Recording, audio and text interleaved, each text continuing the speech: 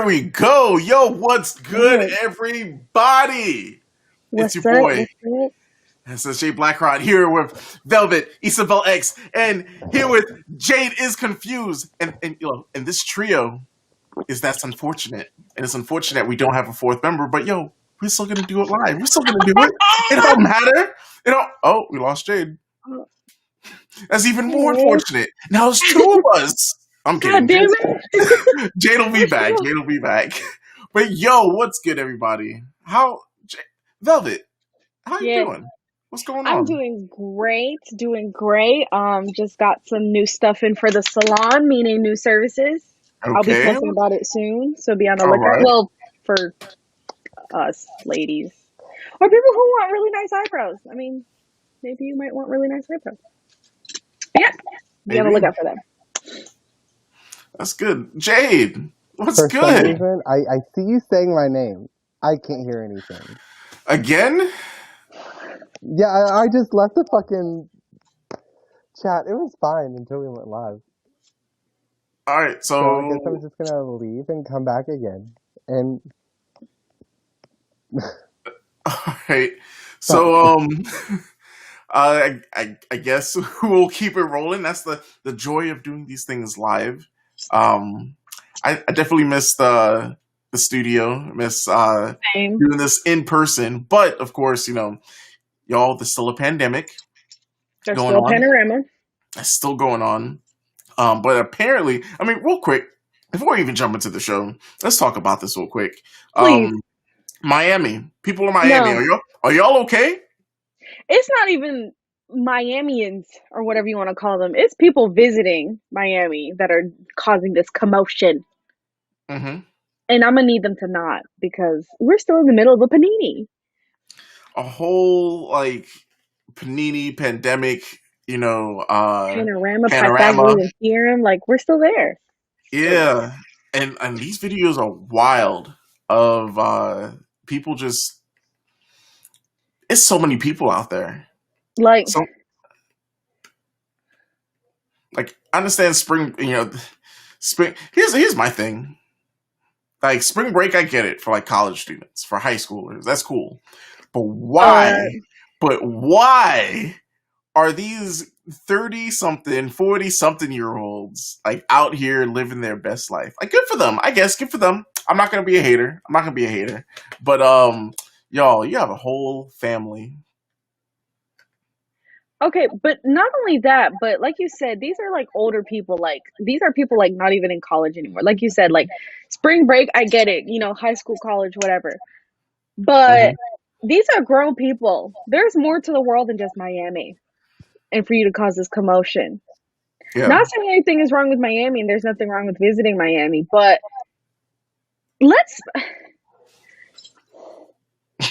we're too grown to be acting like this. It's and another thing is it's ghetto. It's yo, it's bad. The videos that I'm seeing, it's nuts, y'all. At least wear a Yeah. mask.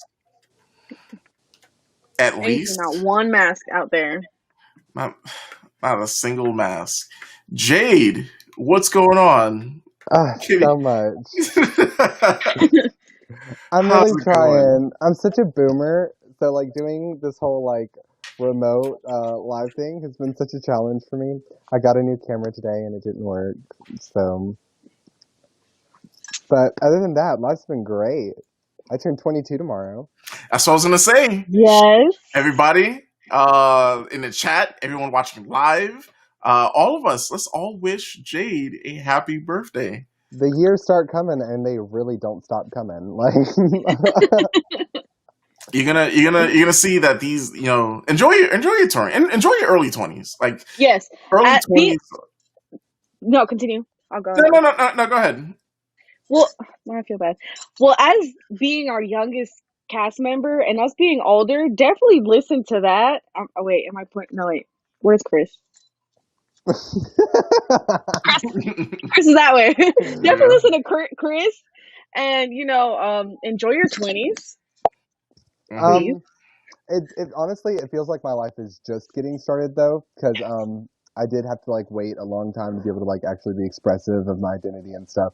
So my 20s honestly have felt like my teen years because I'm able to do everything that I wanted to do in high school. So I'm living for it. It's been great.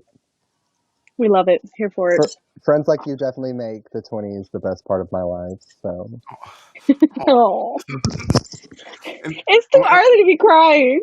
yeah, well, let's save the crying for later in the show. Please. But you know, as you see, we have the birthday love coming through from the chat. So shout out to everybody that's coming through. thank We have you. so shout out to Lemon Lime 6669. You are our first Twitch commenter. Woo! Shout out to you. Thank you.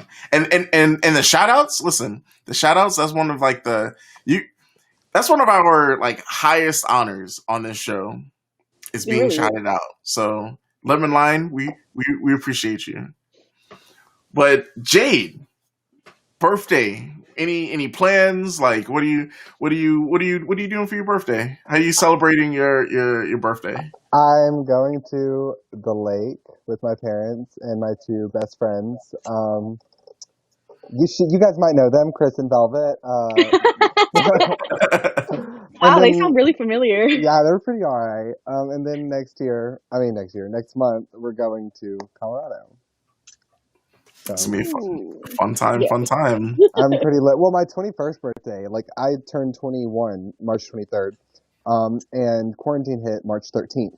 So I had a huge 21st birthday plan, and all of it got canceled. So I'm going all out this year, real hot girl shit. By real hot girl shit, I'm literally just gonna be like getting cute and then wanting to go home 30 minutes later. But but that's part of the whole thing. Is getting the fit ready. I know y'all get your hair and your makeup done.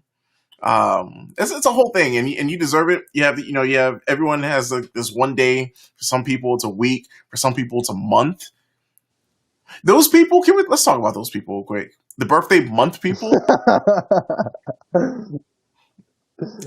That's so extra. I love every bit of it. Though. I love it. Yeah, I love it. Being so happy about being like born.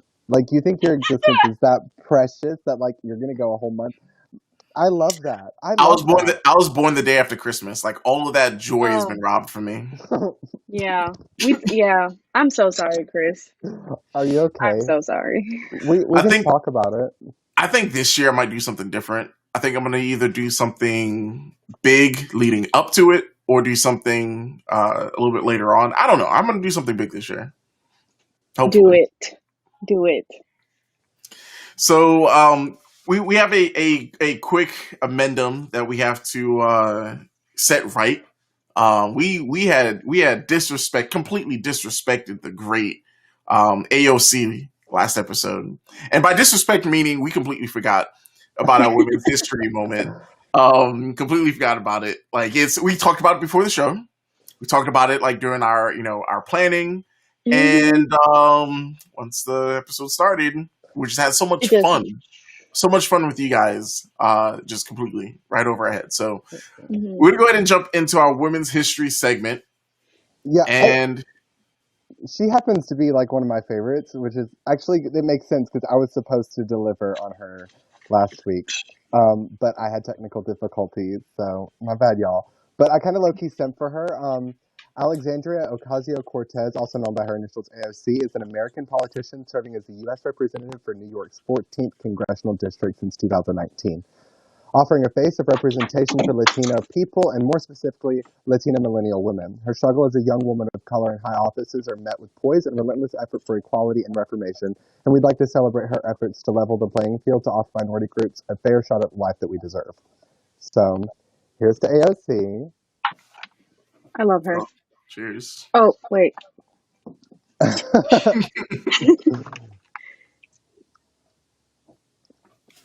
So, shout out to AOC because I feel like AOC is I want to say she's like a beacon of hope for like the future of politics. Yes, because she's a millennial. She's we've seen her on Twitch. We've seen her like just We did. Yeah. We see her play, Among Us with streamers. We've seen her play Animal Crossing. It's cool. It's cool seeing that she, is using different ways to sort of reach out to a younger crowd and, make people excited about politics because it's right now it's too old and it's too white. Well, We Very need, we white. need, we need change. it's a And breath of fresh air to like see somebody who's actually in touch, because usually politicians are so out of touch with the people who they are like looking after or representing, and they're worlds away. Like, she started off as a fucking waitress, so she's truly living and breathing the American dream, and it's a woman of color, which makes me even happier because like that's truly what the American dream is. yeah, so we wanted to shout her out, and I don't know, like I hopefully that has done her justice. Hopefully, Yeah. all things are good. But we also have a second person we want to highlight for women's history, and Velvet. Who do we got? Yes. So today we have Sarah McBride. She's an American activist and politician who is a Democratic member of the Delaware Senate since 2021. She got voted in, obviously, in November. She is the first transgender state senator in the country, making her the highest-ranking transgender official in the United States history. McBride is largely credited with the passage of legislation in Delaware banning discrimination on the basis of gender identity in employment, housing, insurance, and public accommodations. I love it. Can I just say how important that is to like see like a trans woman in office? Because like nobody's gonna advocate for trans health and for trans like protection like a transgender person, because it hits home for Yeah. them, and we don't really see enough like trans people in office at all, or queer people in office. And this year it felt like a wave of queer people in offices. So love her, live for her. Yes. And I hope that, like, with her being a senator and being the highest ranking, I hope that eventually we get, like, higher ranking than just senators and stuff, as, like as you said, as queer people or transgenders people, et cetera, et cetera. So hopefully there's more to come. Yeah, hopefully we'll, I mean, not even hopefully, we're going to see more people step up.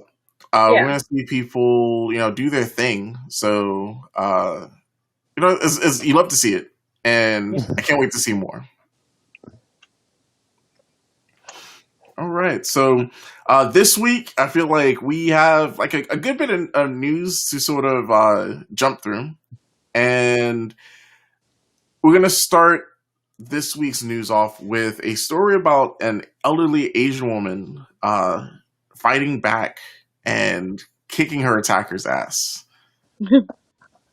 Jade, what's going on with the story? Okay, so this man was assaulting this Asian woman, and among all of this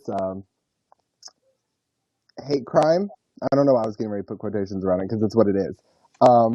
But among all of this hate crime, the one person who like I saw actually like pick up and fight back and take matters into her own hands is this elderly Asian woman, and it just made me something about it just sparked so much joy in my heart, because obviously police are not protecting us, obviously the government is not protecting us, obviously our fellow citizens are not protecting us.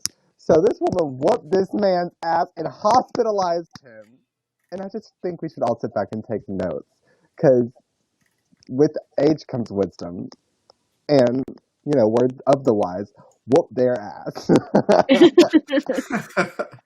That's it. That's our takeaway for this episode. That's my hot Done take. here. That's it. All right. So I'm trying to pull up the video. Is there video of her beating this guy up? No, it's more, most of the video that I saw, which is why I didn't really include it, was just the aftermath of it. But they did. I think they caught an interview, but will have to fish for it. But it's all over Instagram and all over Twitter. But I couldn't find any other videos except for after she whooped his ass. But there are plenty of photos online. Yeah. I mean, That's good. Kick his ass. That's you love to see it. Yes. You know, Listen, I think. Oh no, you love to see people defending themselves. Yes. Not yeah. Yeah. You Not the want- other way around. yeah. I like So both. so Just the violence in general, but like someone who deserves it, you know, that makes it better, obviously. But like, go to town, homegirl. yeah. Shit. I mean, I feel like it. You know, it also shows that you can't be like too old to be able to kick ass. So that's good. Yeah. That's really good. Um, there's another story. Let's see if I could pull this up. There's another story of a Texas woman in a bank. You guys hear about this one? Yes. Speaking of hate Unfortunately. crimes, All right, so Yeah. while I'm pulling up the video, one of you guys sort of in words explain what happened in this story. Okay, so you know how Texas kind of lifted their mask mandate, where they said they don't have to wear masks in public. So this woman was in a bank, and she didn't have a mask on, and I'm pretty sure it's security who told her, who essentially told her like, "Hey, you need to put your mask on." She was like, "No, I don't have to." Whatever. And the officer was telling her politely, like, "Look, you are in private property. This is not considered the public. You need to put Uh, what is that?" Jade, yeah, we heard all of Oh, that. I was like, "Oh my god, what's happening?" Sorry. So telling her to put the mask on, she's obviously refusing, and then she gets violent, as you guys can see. Yeah, she's Oh, she's basically like on the ground yelling, "Oh, this is police brutality. This is and this is." everyone in the bank. Everyone is like, No, oh, no, no, it's not. no, it's not.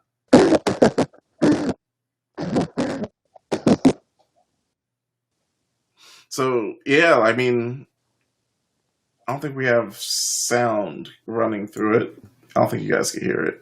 Yeah, you guys can't hear it. But so essentially, the police officer comes up and is saying, "Hey, like, let's bring this outside. You're doing too much." And she's trying to use every bit of her privilege to do whatever she wants, essentially. And I think all this extra stuff. We don't care about this. No. But yeah, she she was tries on to use the her privilege to get out of this situation, and that backfired she was on the completely. floor like screaming, "This is police brutality! This is police brutality!" And there's people in the background. You can hear them going, "No, no, it's not. It's not." It's like whenever you watch those YouTubers online, and they'll like do their makeup or something, and the people in the background are like cheering them on, and they're like, "No, no." I loved it. It was great. So apparently, she was on a bucket list trip across the country in a.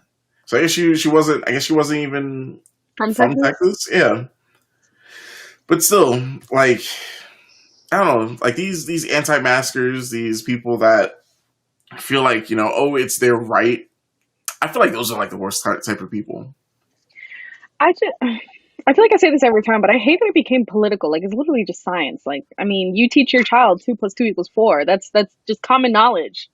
Like, it's not. There's no arguing that. Same thing with masks. Like, what do you guys got going on that you guys feel so like compelled to not wear a mask because it's a political thing? It's something that I think people feel like they could, it's worked in the past. Mm-hmm. It's Yeah. something that they hear that they have the right to do these type of things, but Yeah. I don't know. It's an old way of thinking. Honestly, it's an old way of thinking that I hope sort of dies off with those Yes. people. Yeah. And good on the crowd of like when she was saying police brutality. Do y'all see this? they didn't care. No, they No, didn't. they were And like they're I applaud them for that. Like, no, no. yeah. And there was definitely white people in there too. They were still like, no, no, it's not. You need to relax. Just, you're doing too much. Because she really was. Yeah. So good to you love to see it. Yes. You love to see people being put in their place, and yeah, I think that's pretty much all I got from that story. Is someone trying to use their privilege, the privilege not working, it's not very effective, and they got arrested. It's Actually should nice have that been. the general public, though, is recognizing that, like, when it's like an actual case and when it's, you know what I mean? Like, when people are just trying to throw a fit and get their way because they're used to it because they're white, and when it's an actual case of like police brutality. Hmm. Yeah, I mean, I think some people have used their privilege in ways where like they feel like they can say these things or do these things. I mean, look at that one lady who I think it was in Central Park where there was a black man who was bird watching, The, the and dog? No. yeah, well, Yeah. yeah, and she was like, she didn't have her dog leashed, I think, Yeah. and essentially there was a back and forth between the two, and she was like, well, you know what, I'm just gonna call the police. And she sounded frantic, and she was like, yeah, he's doing this, that, and the third, and pretty much tried to use her privilege to scare this man. So she weaponized her privilege, and it backfired on her. I think she lost her job. I think there was a lot that happened. The guy, he actually didn't press any charges. He said that what she went through was basically enough. I say no. I Yeah. say See, mm-mm. here's the thing. Without going on too much of a tangent, it's very frustrating whenever like people who are racist, like for instance, people who stormed the Capitol and stuff, whenever they're facing the repercussions of it, and they're like, "You're hunting us down. You're making this very, very personal," as if being openly racist isn't personal for other people, as if like being and perpetuating this kind of behavior and like this thought process and perpetuating a culture of white supremacy is not a personal thing for other people. Like, what more personal does it get than affecting someone on a daily basis? Um, and then whenever they're like affected in just just as repercussions, they're calling this overkill. It's overkill? The fact that we've been fighting this shit since the fucking 20s. The fact that our country's been standing for 245 years and we're still having to deal with issues like racism. That's what's personal. That's what's overkill. Yeah. And let me line, I'm with you. I'm glad that backfired. It's disrespect. So you know what else is really disrespectful?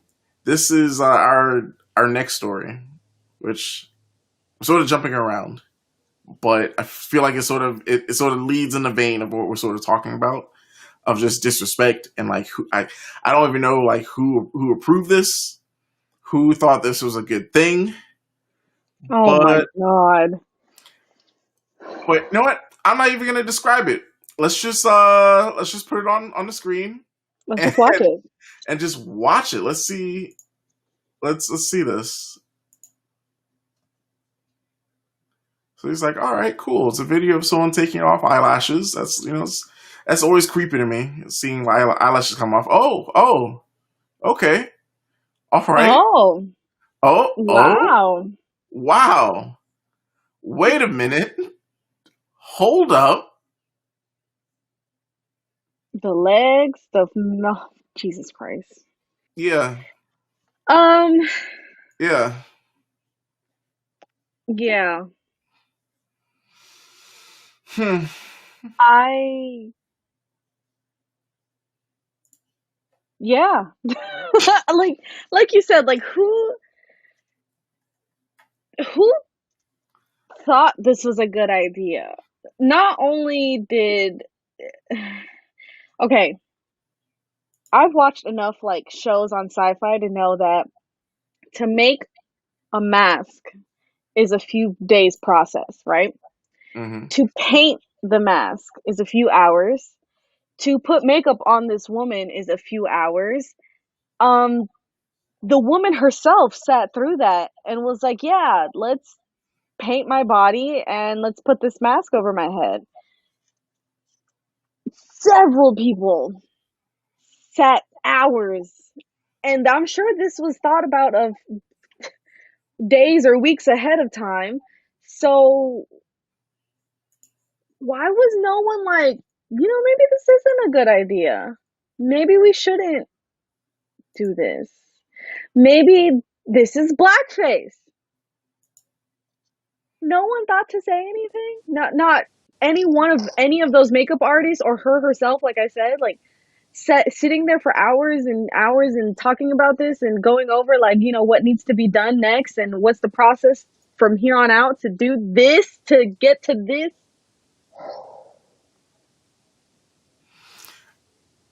You know, just like Shayla's saying right here, her team should be fired. Whoever approved this should be fired.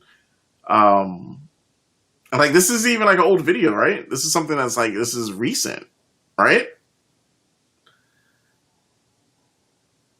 I I know that this is from a show, or I've heard that this is from like on a show from another country.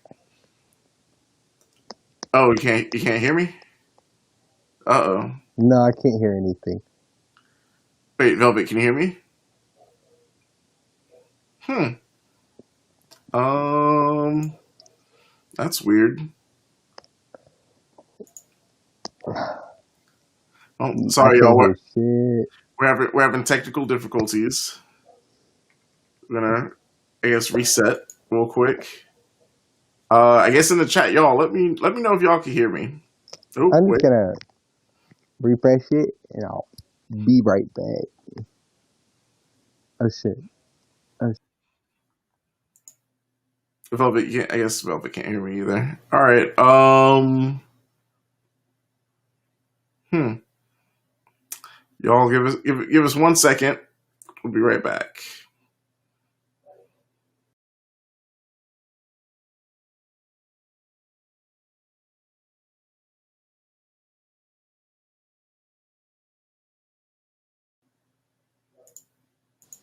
All right. How about this?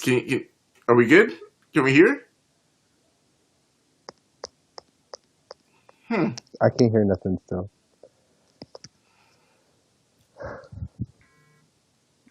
Um. Hmm. Excuse me, what the fuck? Can you hear me now? Yeah, I can hear you. Okay. Oh, maybe my AirPod died. I'm at- Okay, sure. All right. So jumping back into this. Yeah, I think that I feel like there's no place for this anymore. Like it doesn't make any sense. It no. doesn't make it doesn't make sense that something like this could be, approved or seen that that it's okay. And then like I know that some people are saying stuff like, oh, there's the movie White Chicks, like that's a thing.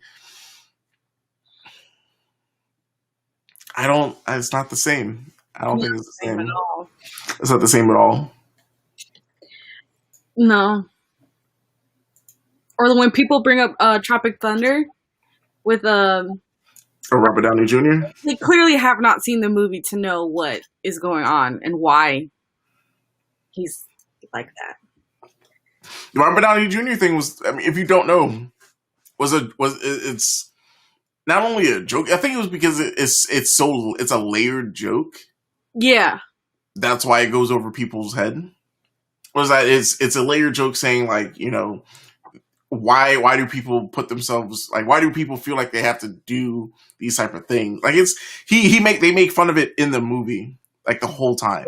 Exactly. That's what I'm saying. Like, it's totally different situations give like that. And I mean, I feel like even if we did find out like the real backstory or whatever it is to this, like, is there a backstory to this that anybody knows of? like I said, it's part of like some sort of show, and like there's like a video of like this actress's performance. If you guys keep talking, I can see if I can find it. Because unless I really don't see a good reason for this at all, No, regardless of what show or what point it is that she's making. this I, is gonna sound very like extreme, but in like today's society and with our knowledge of worldwide, No. justify someone before you could justify blackface. Hey, Jade, breaking Jade, up. yeah, you sound like a robot.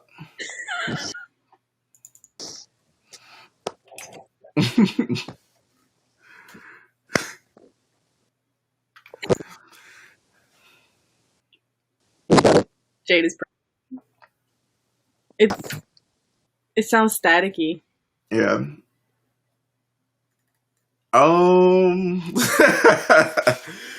But yeah, it's just trash. It's Yeah, trash.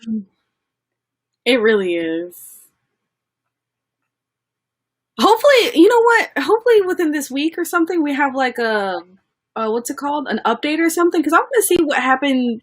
Like, do these people get fired? Do they get like some type of repercussions? Like, what happens now? That because this essentially went viral, so I want to see what comes out of that. Yeah. Oh, there we go. We got Jade back. Hey, can y'all hear There we me? go. Yep. It sounds good. Thank God. Basically, what I said, if y'all didn't hear me, was that you could justify murder or like fighting someone before you can justify blackface at this point. Because there's no good reason to do blackface. There's no good reason, like at all. Like there's no like excusable action. Like you could be violent and like write it off as self-defense or something, but like there's like literally at this point there's no justification of blackface. There's, no matter what she's doing, it's ignorant. She's ignorant.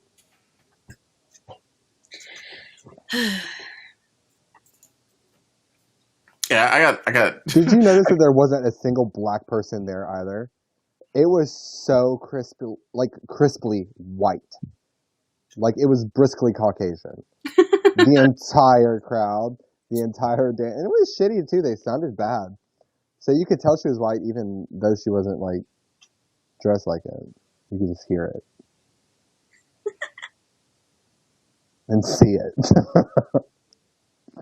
Just a mess all around is essentially what that was, and I don't think anybody understands that.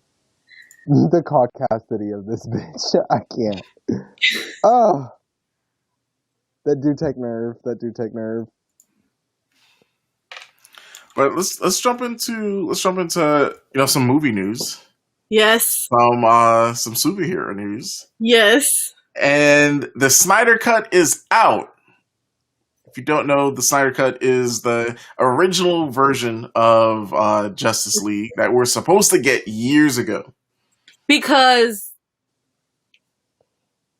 that Justice League was trash. Yeah, it was pretty bad. It was, and pretty bad is like just putting it lightly. But dumpster fire. But yeah, 4 hours. This movie is a 4 hour cut of. It's longer than The Sound of Music. I mean, yeah, it's definitely one of like the longer movies that's it's split into chapters. So if you're the type of person who says that you can't sit there for 4 hours, and I understand, you might have stuff to do. You can break it up. You can break it up and watch the movie in parts if you got to do that. But let's be real. In the age of Netflix, Hulu, and all this stuff, if we're watching something, we're watching something. Yes. Because if you could watch 6, 7, 8 episodes back to back, y'all can watch a 4-hour movie.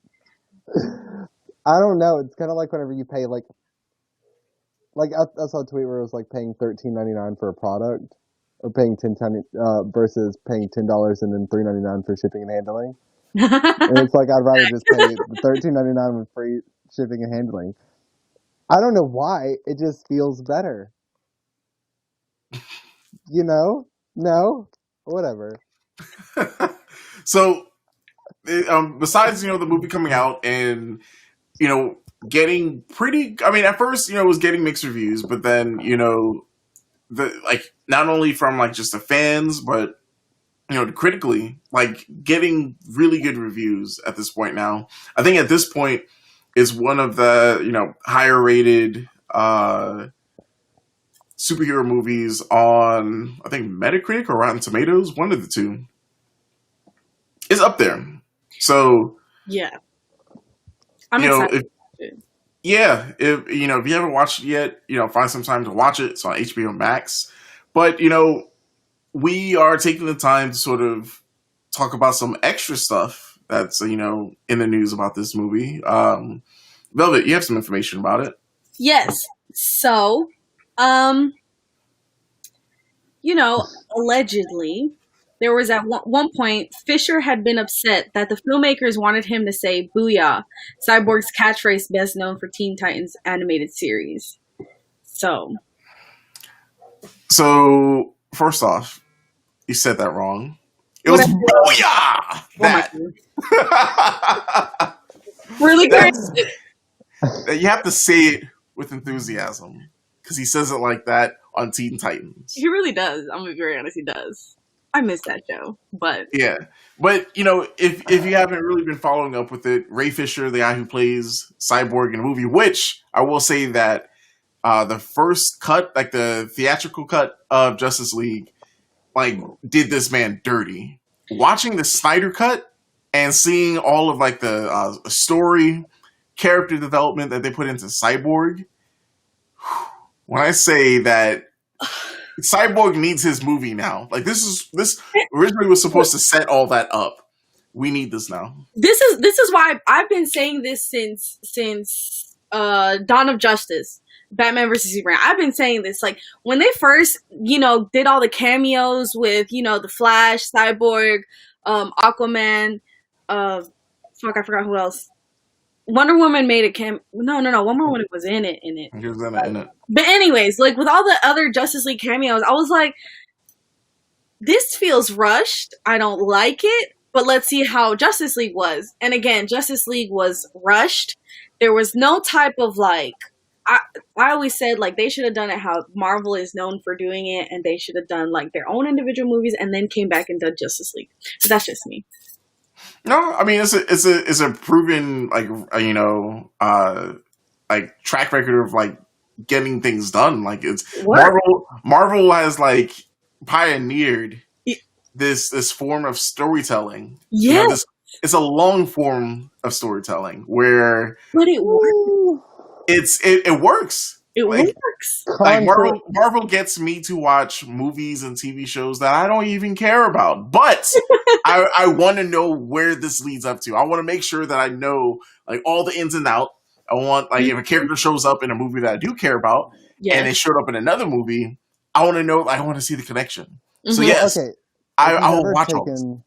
If you've ever taken a literature class or anything, you know that that's just how it works. You give character development before you throw the plot in there, you know what I mean? You kind of explain backstories and how they're stories intertwined. That way people can understand why characters behave a certain way or why characters make the decisions that they make.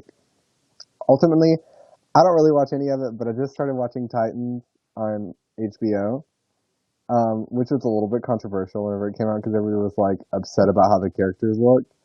Oh, especially with Star. I love it. I think it's great.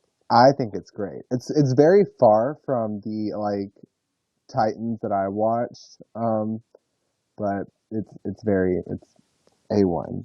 I think them letting go of the catchphrases though and stuff like that is an okay thing. Shoot me, I'm sorry, but I'm all right with it because it's not essential to the character. Him being a robot though, that's essential to the character, and that's still there. So I don't know why people are so upset, but it be what it be. Nah, but they did it here. They did a really good job.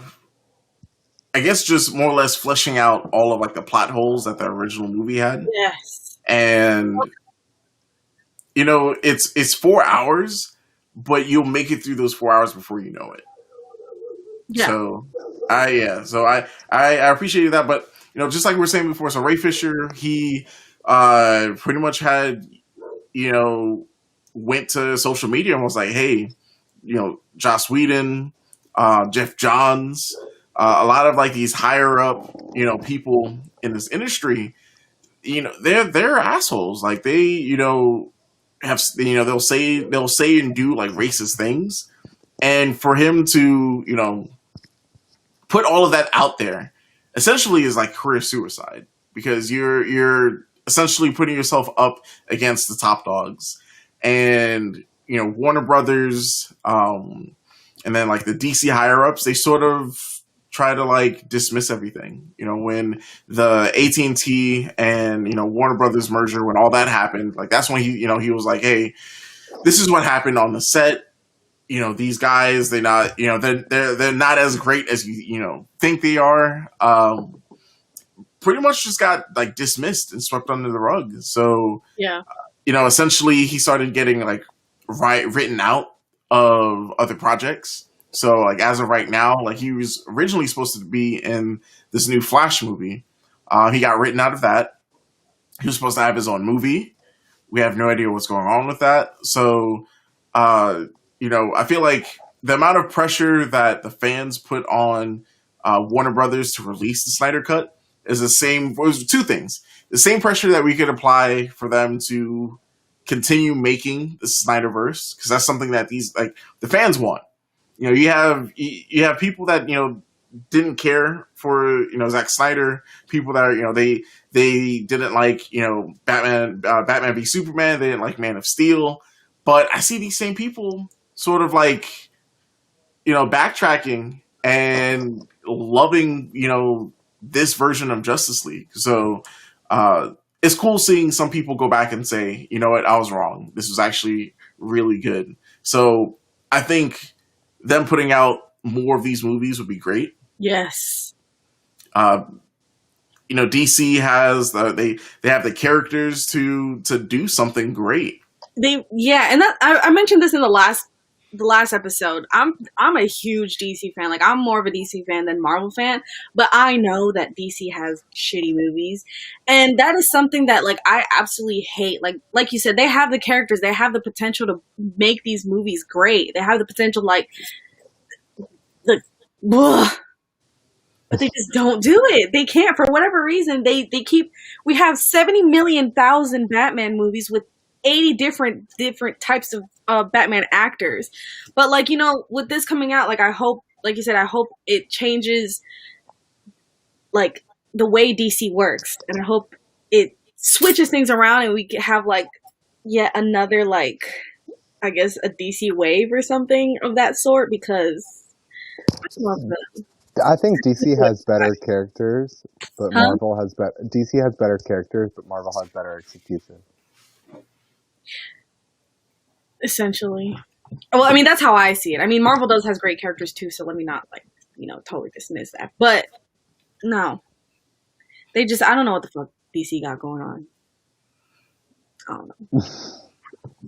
I feel like just give the people what they want. Yeah. Just give the people what they want. All right, so our next story, because I sort of jumped around, let's talk about the Dream and Promise Act. Yes. So Velvet, what's going on with that? All right, so as you know, there are people called the Dreamers, which essentially they come here at very young age, so they're given kind of like a permission to be here, like they're allowed to be here. However, that doesn't necessarily give them a path to eventually get their citizenship. For anybody who knows, to get a citizenship, you essentially have to be a resident first for a certain amount of years, and then apply for a citizenship. And then hopefully you get approved and, move along with the process to become a citizen. It's not something that happens in 2, 3, 4, 5 years. It could take 20, 30 years. And the thing with the Dreamers is, like I said, and not only Dreamers, there's also people who have TPS. I'm so used to saying it in Spanish, y'all. I was like, how do I translate this? TPS.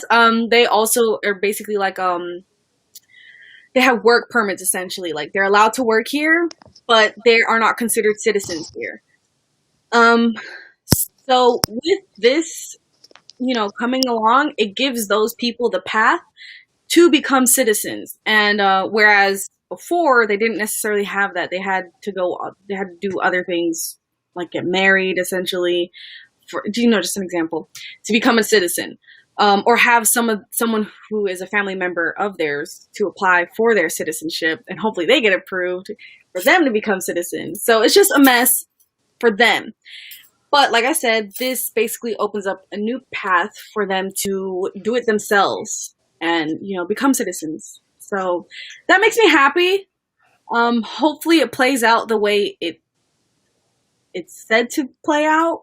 I don't want to get too excited for it, if that makes sense, because, we've always been promised these things and then eventually it just falls crashing.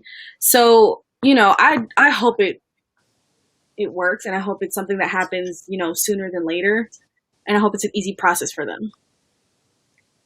So at this point, what do people need to know? Like, what's something that they need to do to sort of set themselves up for success? Is it something that they have to wait for, like, anything in particular, or is it something that they could go ahead and do now? Legally, I'm not sure. I know with like, if you're a dreamer, you have to reapply every few years. So I'm assuming with this, you have to, get in contact with your lawyer, and they know what type of paperwork needs to be filled out. But I am assuming it's just, they just need to fill out the application to become a citizen. Like I said, that usually takes years. Like I said, like sometimes even around 20 years for it to happen. But hopefully it's not that hard. Because this is what the whole point of this is, for it not to be hard for them to apply for citizenship. Because like I said, essentially, for them to become citizens, they either have to get married to a citizen, or one of their close family members, people who's considered part of their close family members, needs to apply for them to become citizens, which essentially takes a long time. So, this is basically them being able not to have to go through a middleman. Mm-hmm. That's good. America is supposed to be, a melting pot. This country was built by immigrants. To me, it never made sense that as a country we're so against immigration. Yeah. Well, I think it's because the foundation of our country is founded off of immigration. We can see the damage that immigration, why it's specifically European immigration, did to our country beforehand, and maybe they're scared of the same thing happening to them that they did to other people. But these are immigrants, not settlers. Colonizers, calm down. They were on the same continent before they got here, so I don't know. It's really annoying, the whole immigration deal, because being surrounded by white people on a daily basis, unfortunately, I heard some people's responses to the act that was passed, and it's honestly ugly, because they don't, I'm very white passing, so they don't know that I have Latin heritage, and that this actually affects my family directly. So I'll hear people making comments about how immigration is a problem, or referencing immigration as a problem. You know what's... And it's so insane, because I'm like, your pasty ass skin didn't belong here in the first goddamn place, and if y'all wouldn't have gotten here, we wouldn't have had to immigrate to begin with. We could have just come here. You know what's annoying? This is something else that I've always mentioned. The fact we have to immigrate in the first place? Okay, so we get a lot of customers that are they love to talk about politics, even though we try not to. And one of their favorite phrases is, they should just do it legally. Essentially, this is a way for them to do it legally. So why are they what purpose is there to get upset about that? This is what you guys essentially wanted. So It's because they know that the legal way is too difficult, and they want them to do it legally because they don't want them to do it at all. Um, I have family in Mexico that has died waiting on their papers, and they applied for them like in their teens. So this can take decades, and they know that. They know that. That's why they say they wanted to do it legally, because they don't want them to come here at all. That's literally what it boils down to. They are aware of the hypocrisy. That's why they're doing it. It's like the oldest form of gaslighting. I swear, conservatives. They're almost genius. Not genius enough to not be conservative, though. God, but like Jade said, I also have family that are deeply affected by this. I have a cousin who, I remember when Trump was in office, there was a TPS. I'm sorry, I keep having to translate that in my head to English.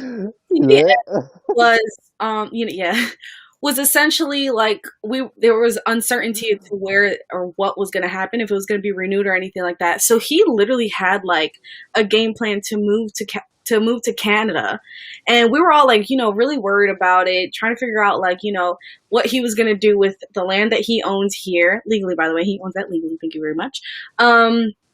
We were like, what are you going to do with your house? And, he had like it was essentially like a living will for him to just move to Canada, not even him dying. It's just, so, this is, it's a breath of fresh air. It's a relief, but at the same time, like, I don't want to get too excited about it because, again, like, who knows what other complications may arise or whatever. I just hope that it moves along easily and all that, so.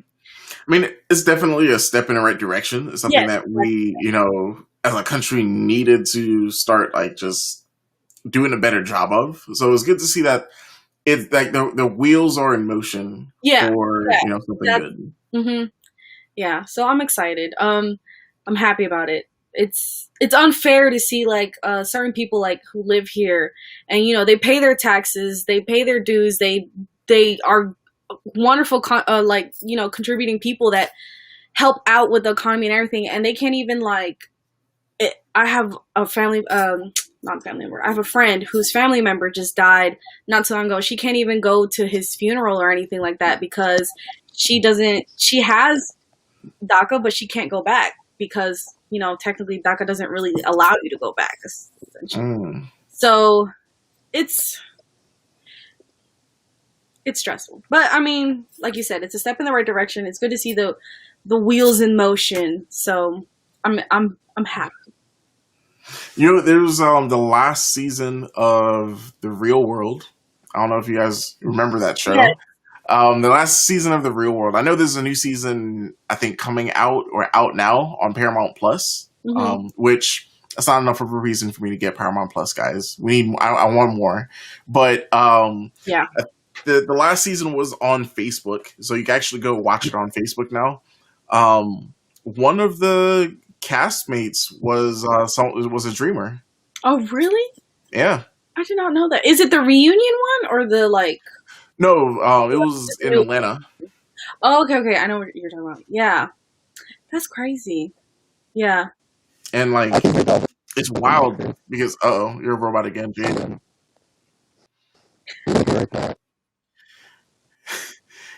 Jade is all good. Well, at some point, we'll fix all these technical issues. Don't worry about it. It's good. But yeah, it was interesting to see how, for one, her being a dreamer, being on the show, but then also, how like they usually like bring family members over and everything. So if memory serves me like correctly, I remember when the parents visited, like they blanked out the faces because they didn't have papers or anything. Yeah. So it's just what I really liked about that particular season was that they really didn't pull too many punches when it came down to having conversations about stuff like that. I think I remember there was a cast member who was. He was like a black Republican. So, that in itself sort of explains like where this is going with him, but like, one of his first things was like when he met her and found out, she was like part of DACA. He had no idea what it was, so he was like, "Wait, are you even legal? Like, are you even supposed to be here? What are you doing on TV?" And yeah, exactly. It was wild. It's a really good season. Like they had conversations about that. They had conversations about race. I think it's about 10 episodes Mhm. ish. It's a good watch. It's a really good watch.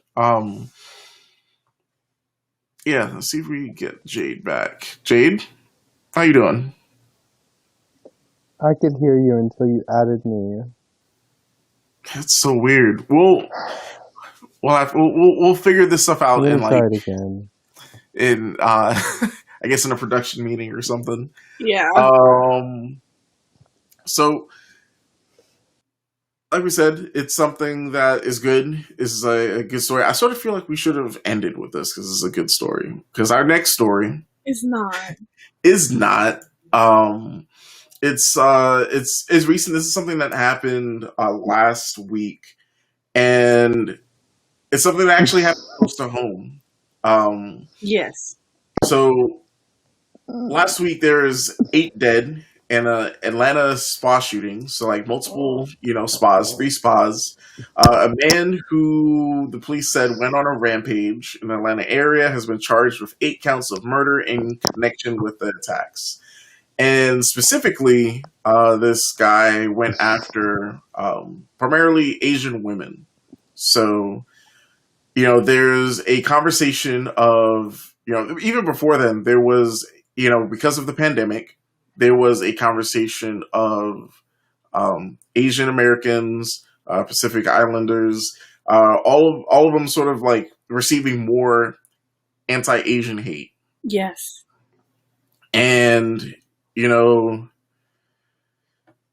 we had a president at the time who didn't make this any better.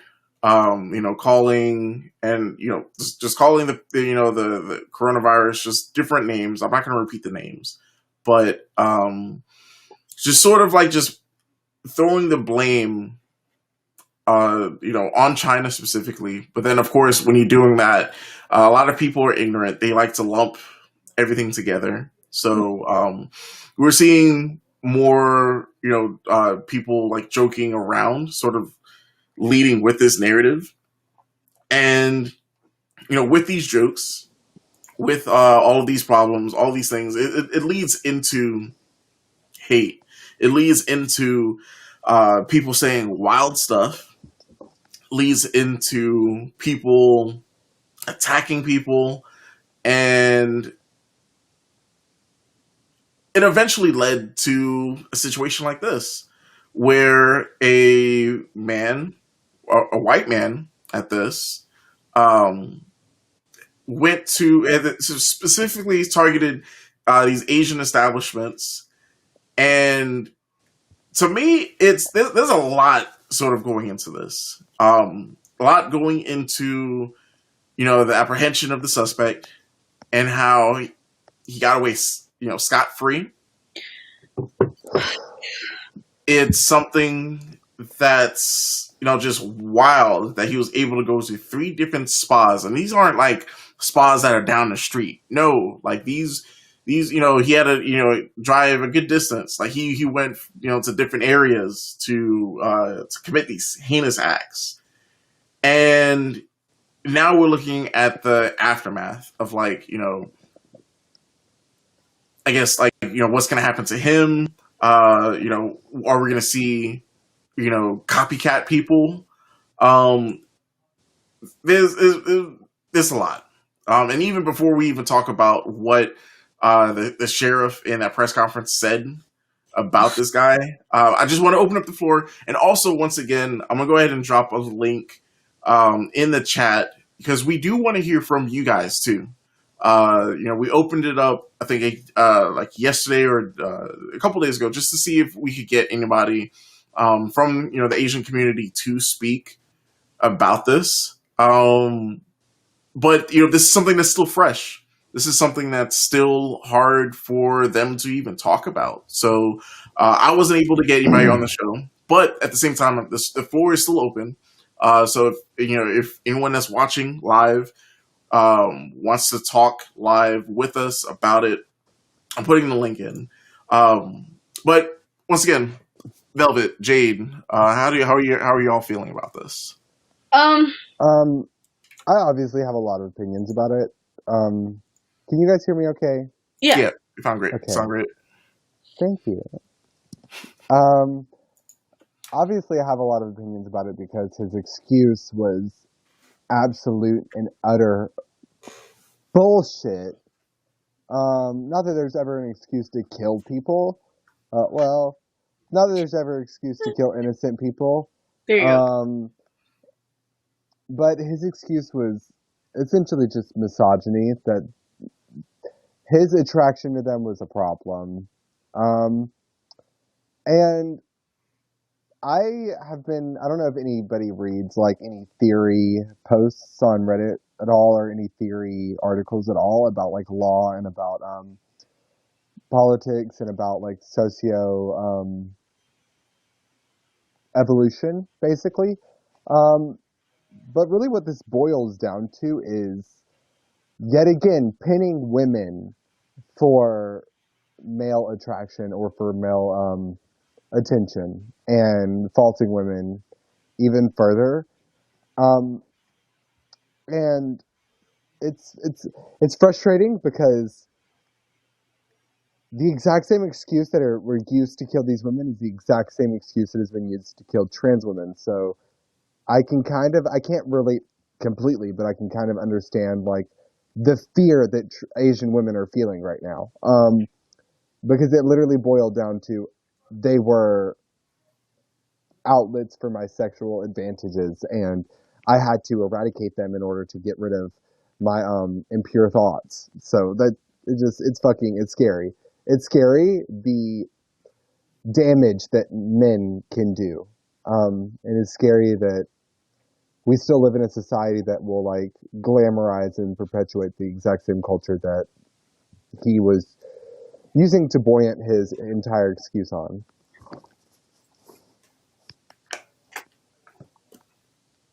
Velvet, how you feeling? I'm annoyed.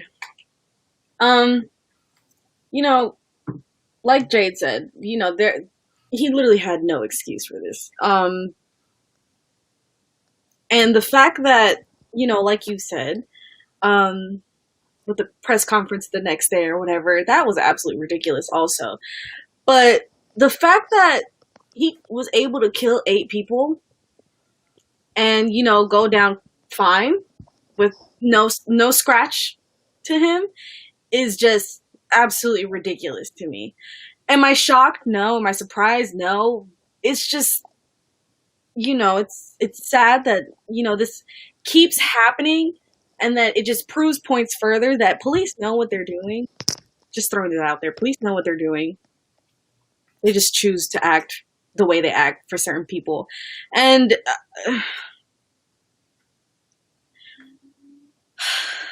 I just... Oh. So unfortunately, I can't hear what anyone is saying again. And if I have to refresh this app one more time, I'm going to throw my wine glass across the room. But another really interesting fact that I'd like to point out is the fact that he bought this gun the exact same day that he committed the shooting.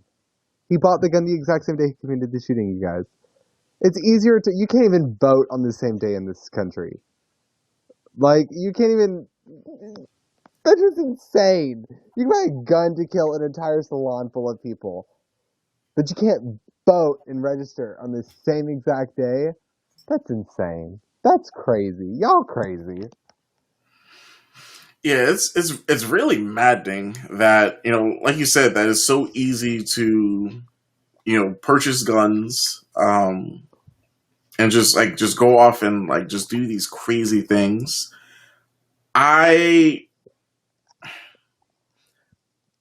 It's so much about this story that's just upsetting. And so, like a point that I wanted to bring up, at least towards people from my community, African American community, that there's a I don't want to say it's not a consensus. It's more or less like there's some people that feel that since this 2020 was a crazy year. We had the Black Lives Matter stuff like just in the forefront. There was a time that we saw a lot of like just companies and people sort of coming together to uplift our voices. Let us say our grievances. Let us talk about how we feel, and we saw some progress. We've and specifically in the gaming side, because that's also something else that I do. We've seen Twitch step up and highlight more Black creators, do all this, that, and the third, and it was good to see. So now that we're coming around to like I said, because of the pandemic, seeing Asian hate crimes rise exponentially.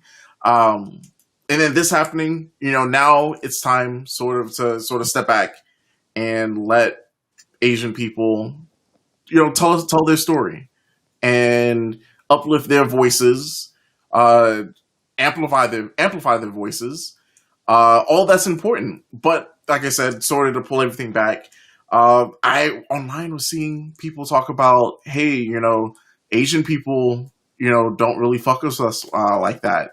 You don't see Asian people pushing Black Lives Matter. I didn't see Asian people push this, that, and the third. Y'all, that's not. You're completely missing the whole point. No, what's right is right, what's wrong is wrong, and right now they're being wrong. So as a as a just a fellow human, we're all human. We need to same thing. Give them their time to talk about how they feel. Amplify their voices, and I don't know. It broke my heart when I was seeing people say that. Isn't the entire premise of, hear me out, isn't the entire premise of racism collecting an entire group of people and making assumptions based off of the color of their skin? Right? Okay, so if we're just going to base off of the actions of a couple of Asian people, can create this entire generalization about the Asian community based off of the actions of a couple of Asian people.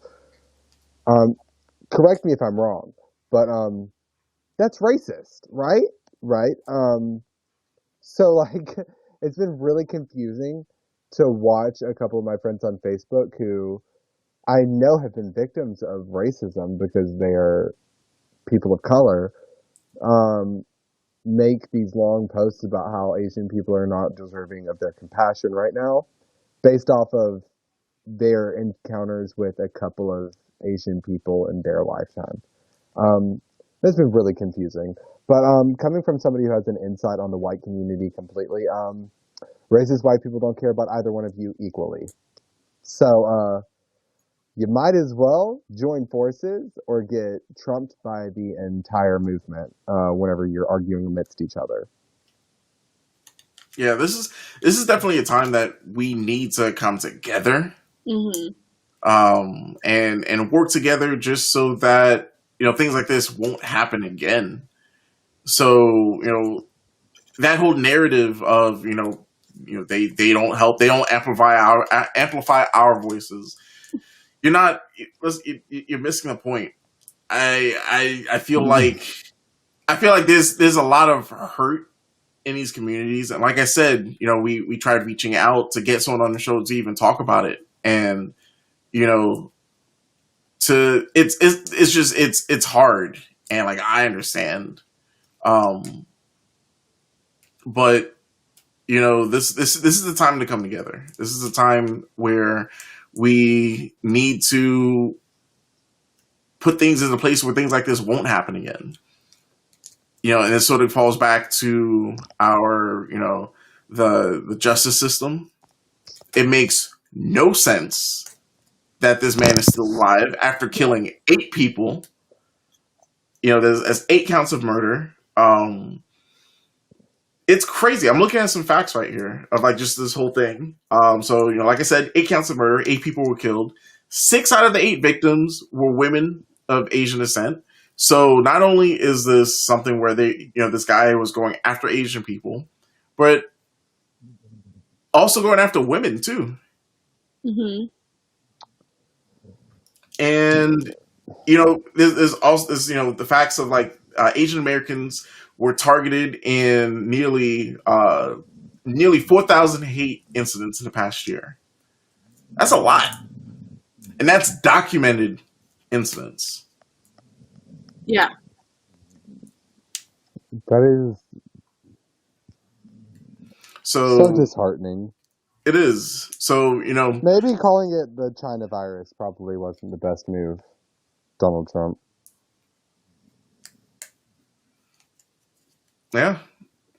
Seems like under this administration, it's like, under the past administration, a lot of violence towards minority groups has come about. It's been the most dangerous year to be Asian in this country. It's been the most dangerous year to be Black in this country. It's been the most dangerous year to be transgender in this country. It's been the most dangerous year to be a woman in this country. And I mean, you've had comments like, grab them by the pussy, the China virus, shithole countries. And I can't help but make connections to these statements and these incidents.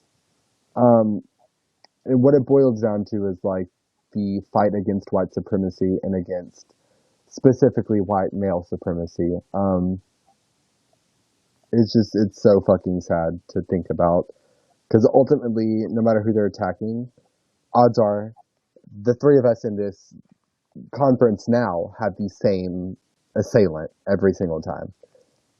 And we need to talk about the real danger in this country, and that is white male supremacy and white male masculinity. Because that shit is literally, I cannot stress this enough, killing people. Yeah. Shaylin comment says you don't judge a person, or you don't judge a group by one person. That's sad. Yeah. That goes, back to what Jade was saying. She was saying that, you shouldn't, your experiences that one time you went to the beauty supply store and the person that was, just I guess they were following you throughout the store. Don't let like just, things like that sort of deter you against the whole race. Like that's dumb. That's dumb. Like don't like and not to talk down on people's experiences, because those things do happen. Mm-hmm. Yeah, but and in those situations, like you can leave the beauty supply store. You don't have to go to the. I guess the thing is that I'm not like denying that those things happen. It's more of like I saw a Twitter thread where it was like, basically talking about like how Asian people are looking for sympathy right now, and it was like, try being Black and walking into an Asian-owned store. Their eyes stick on you the whole time, and now they're wanting sympathy for racism. Here's my perspective on the whole thing. All right, so who's the piece of shit here? White people for perpetuating this idea about Black people, or another minority group giving into this perpetuation of an idea about another minority group.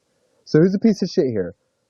The perpetuation by white male supremacy, or the perpetuation that you're giving into? So either you can choose to stop it when it runs into you, or continue to let it run through the American history.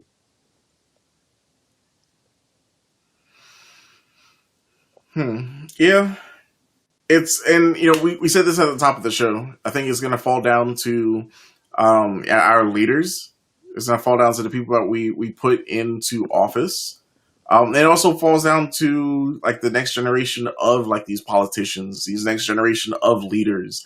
I look at you, you guys. I look at what we're doing. Using our voice to talk about stuff like this. Like I look at y'all as leaders. I look at a lot of people that that see in the comments that watch the show. A lot of us have enough power, or at least we all have a platform to say that something is right or wrong, or that something just something isn't right. People will listen to us. So please don't be silent when you see things, when you're in the presence of an injustice. Don't be afraid, because a lot of times you think it's just you that sees it, but a lot more, like, more people see it. Everyone sees it. Just use that courage to stand up against it, and you can make a difference. You really can.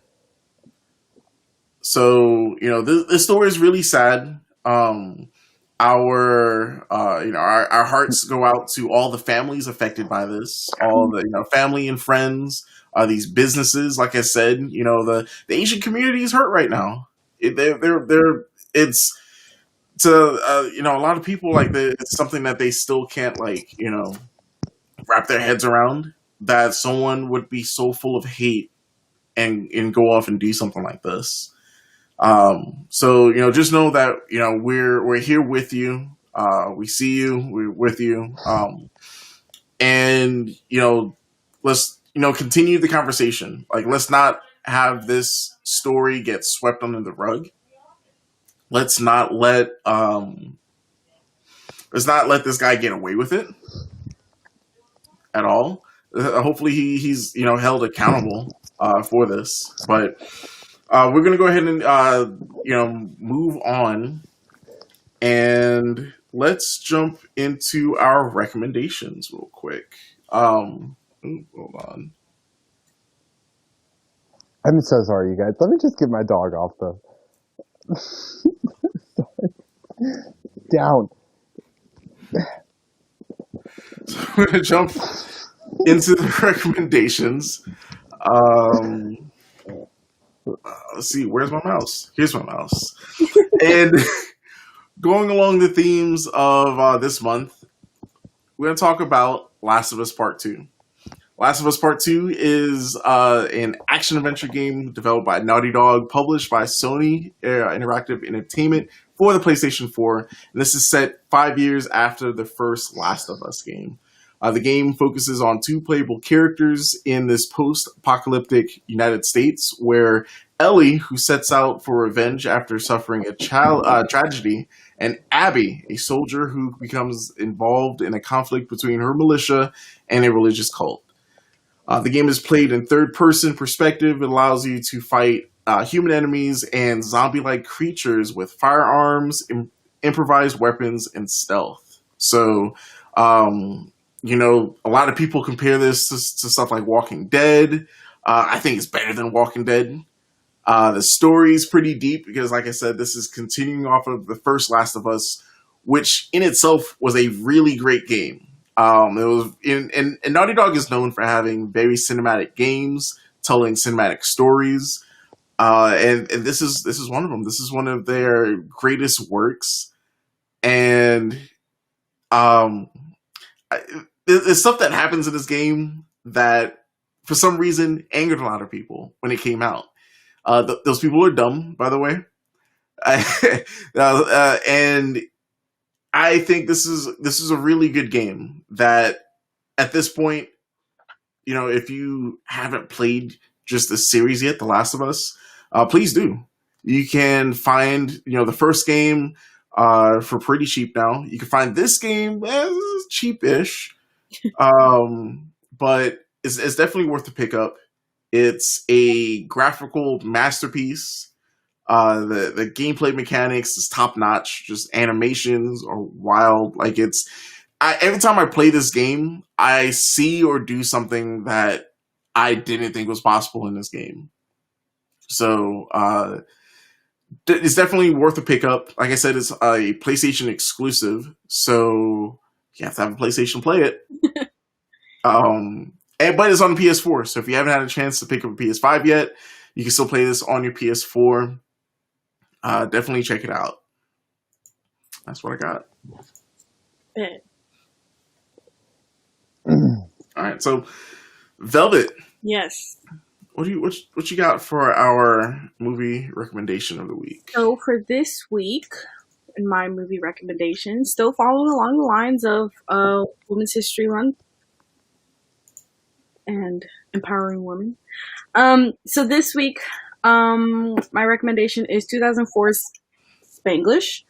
It's a movie about Flor. She's a single mother and a Mexican immigrant who finds a housekeeping job to maintain her daughter as well as herself after having immigrated to here. Tensions rise and cultures clash when Flor has to bring her daughter to her boss's home for the summer. Mind you, her bosses are Adam Sandler and his wife. I forget her name, but obviously they're white, and so like I said, cultures clash. I rate this movie a 7 out of 10, but it is good. I like it. Me and my mom can watch this all the time. You can find it on Amazon right now.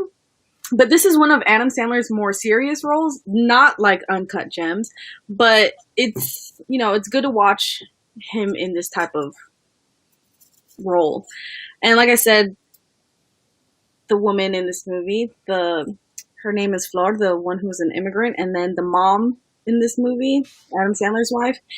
Watching them kind of clash and with their parenting and all that, it's kind of like, this shit happens to people other than regular schmegular people. So it's good. Definitely must watch. All right, cool, good stuff. It was funny. You started talking about that, and I was like, wait a minute. I don't think I have the right movie.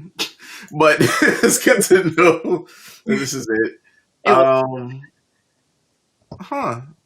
no, it's crazy. I've never seen this. I didn't know Adam Sandler was in this movie.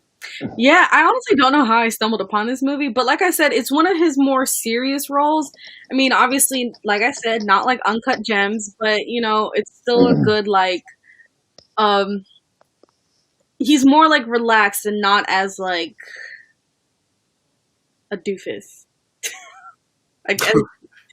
So yeah, it's good. Definitely check it out. It's cute. It's really cute. Like I said, me and my mom could watch it 1,000 times because the mother-daughter relationships between all the mothers and daughters in there. It's cute, really cute, and it's dramatic. Dramatic. All right, so we have a music recommendation. Hopefully, we can get Jade back before then. Before we jump back into that, y'all watching live. I hope y'all are doing good. Thank you for sticking through this episode, which has been full of technical difficulties, but it's all good. This is part of doing shows live, and we're doing this in a way that we sort of just picked up and sort of ran with it. But we appreciate the everyone sticking it out with us. We got Jade back. I'm back. Hey. All right. So can you guys hear me? Mm-hmm. Oh God. Okay. Y'all haven't had any technical difficulties at all. What's it like being God's favorite? Anyway, my music recommendation is literally I've been trying to find the most unknown artists I can possibly find. And there's this girl named Cosima. Literally all I could find about her was that she is a British alternative indie singer / songwriter. She had an appearance on The Colors show, which I'm not sure if any of you guys are familiar with. If you look at my Spotify, which I'll be posting the link to my Spotify so you can find all my little playlists I've been working on setting up for y'all. But a lot of The Colors show is on there, and they feature underground artists that are not very popular or are very underrated, and she happened one of them, and she took a very interesting twist on hers, and she did an a cappella, which I'm not sure if you know very much about music. It's very hard to do, but she finds a way to blend a contemporary 90s blues R&B sound with modern alternative indie acoustics, and it's really relaxing. It's very transcendent, and the entire performance was an out-of-body experience for me, and she self-directs all of her music videos, so 10 out of 10, recommend that it's Cosima, Cosima. and the song is Moonlight, or Close to You in parentheses. All right. So with the music stuff, we're still trying to figure out how we could get the stuff on the screen without getting taken down, either through YouTube or Facebook, because they've been Just, quick to just trust me and click the link. they, That's they, all, they've y'all. they've been, yeah. So just follow the link that Jay drops. All right. So those are recommendations for the week. Let's jump into our main topic for the episode. Something a little different. So let's talk about how social media, for the most part, Sorry, you social. guys. So someone's excited. Someone wants to be on air. Is that Yeah, what that is? yeah, my dog. I have 3. Oh, she's back up. Say hi to Ginny. Hi. She's dirt. Oh. Okay, get down. Go play. So social media is huge. Social media is something that, for the most part, is I want to say social media is good. As is good as its tendencies to sort of backfire on people, as its tendencies of sort of showing the worst in human interaction. But at the same time, to me, it's a easier way of just keeping tabs on people. Not that sounds weird. Keeping up with people. That sounds better. Yeah, because that sounded fuckery, so I'm not going It did. It really did. I didn't mean it in that way. But the question is, has social media affected the way we keep up with friends and family? The reason why I ask is that I noticed the other day that I don't remember people's birthdays. I really don't. I most like people that are really close to me, of course, I'll remember their birthdays. But people that sort of fall off that category, this is a category of people that I care about, like really care about. Then there's like acquaintances, and then there's like just other people. So like the acquaintances and other people's realm, there's some people like I do generally want to wish them a happy birthday, but with how things work, I don't remember unless Facebook reminds me Yes. in the morning. It's like, hey, it's these people's birthdays. Yes. And the other day, I felt really bad that I missed a friend's birthday because I didn't go on Facebook that day. So like that next day, I was like, wow, it was their birthday. They didn't say nothing about it. They said nothing, and I felt horrible. So I realized that, damn, like social media has like affected how I sort of like, interact with people for their birthdays, how I sort of see like what their day to day is sort of looking like. Is this a good thing? Is this a bad thing? How do you guys feel about this? So, once again, watching live, one of the best things about watching the show live is that you could join in live with us and talk to us. So once again, I'm going to put the link in the chat. But y'all, how do y'all feel about social media and just how you keep up with people? So I've taken a nosedive into Reddit within the past like 2 to 3 months. And something interesting that I found on Reddit about this discussion is that like whenever books were more popularized and people were able to, start becoming literate, and they were able to read, a lot of philosophers were under the impression that books were going to be the downfall of society. Everybody was going to be reading books all the time. Nobody was going to be focused on what was going on around them. They were going to be so caught up in the imagination of books. Kids were reading books all the time. Could you imagine how horrible this was for them? And I think that the internet, like any other tool, is the same exact preface. It's us hopping online, communicating with each other, and a lot of our older generations are thinking that this is a negative thing. However, I naturally, whether or not I would have had the internet, would not have wanted my family to know shit about what's happening to me at all, ever. And with social media, I can control the amount of things that people know about me. And I think that the same thing would have existed beforehand. I do think that it is a little bit more difficult to become lucrative and secretive whenever it comes to things that are going on in your life. However, I think it's a positive thing because it makes people like me who genuinely have no plan of seeing any of their friends or family, like, except for maybe once a month, maybe, if you're super important to me. Um, it makes that whole entire engagement of me, like, I'm not saying performatively giving a fuck, a lot easier. So, I don't know. I think that the internet has been a fucking gift when it comes to friends and family because I can I can care about them from a distance without actually having to like engage in the activity of caring for them. Does that make sense? Yeah. Yeah. That and everything. It depends on how open people are. But I'm sure that people who spill the beans on Facebook would spill the beans at the family barbecue. We all know those people. Yes. What about you, Velvet? I like it. Like Jade said, you can show you care about people without actually like caring, but you care. Like there are Yeah. those family members like, obviously if something were to happen to them, obviously I'd be, worried, concerned and all that.